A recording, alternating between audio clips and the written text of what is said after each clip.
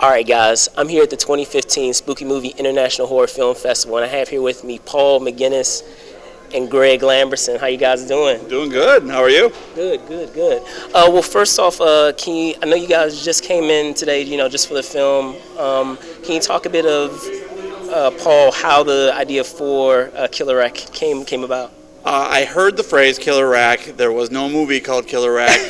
There was no movie about a Killer Rack, to my knowledge, and I thought I want a movie to match that title. So I wrote a movie based completely around that, and I actually do have this thing about women not appreciating their own beauty, so I kind of tried to put a little bit of a message in there that really they are all beautiful regardless of shape, size, look, or ethnicity, whatever you want in there. All right, all right. And Greg, can you talk a bit of how you came on board the project? Sure. I made a film called Slime City, and this is actually the sixth one I've directed, and Paul was acting for me on another film when he mentioned this script, which had actually won an award in a competition at a film festival I run, but I hadn't read the script. Okay. And when I did, I laughed out loud. The jokes seemed to be aimed at me. I mean, he was making fun of Slime City and a bunch of them, and I really loved the love story in the film. I mean, I really connected. I thought it was very smart. Some people will look at this film and say, wow, this is really stupid, but it really has a lot of message and different levels, and I just really responded to the material. And I took him out for coffee, and I said, I have to direct this movie. I know how to make this movie, and I know how to market it.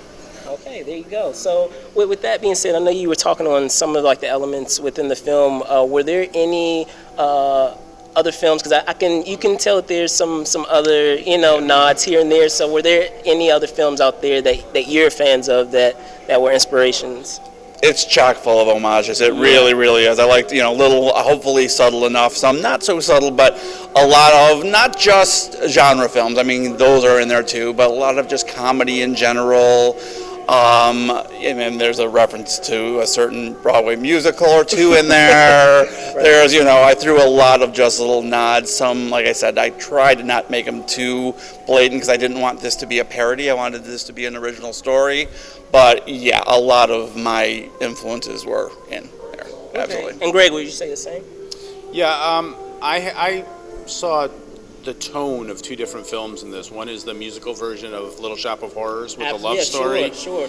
And the zany quality of the script also, at least the way I interpreted it, was a film called Psycho Beach Party, which makes fun of 50s films. Right. And I thought we could have sort of that same tone going on. Okay, cool.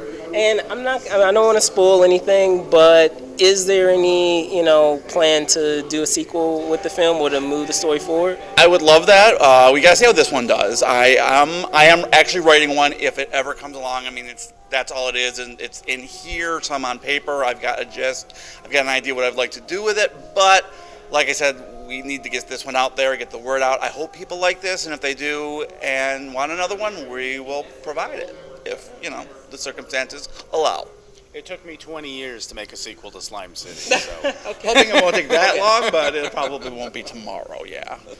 Okay, all right. So now that this this film is showing here at the Spooky Movie Festival, what's next in terms of the festival circuit and what you guys will be doing? Are you going to be doing some other horror festivals at the end of this year? Yeah, this is our second one, and we've got a bunch more coming up all over the world. We've got, can we announce? Sure. We're going to be at the Erie Horror Film Festival on Friday. We're going to the Puerto Rico Horror Film Festival, Halloween Horror Picture Show in Florida, a festival in Ireland called Yellow Fever Independent Film Festival. So we've gotten in 10 so far, and we're going to keep it going as long as we can. I mean, at some point the DVD will come up and the festivals will stop, but we love seeing it with an audience because it's a comedy. When we had our first meeting, I said we have to take this film on the film festival circuit. We have to see it with an audience because people make each other laugh when they watch a comedy, and that's going to generate the word of mouth for the film. Absolutely. Okay. All right.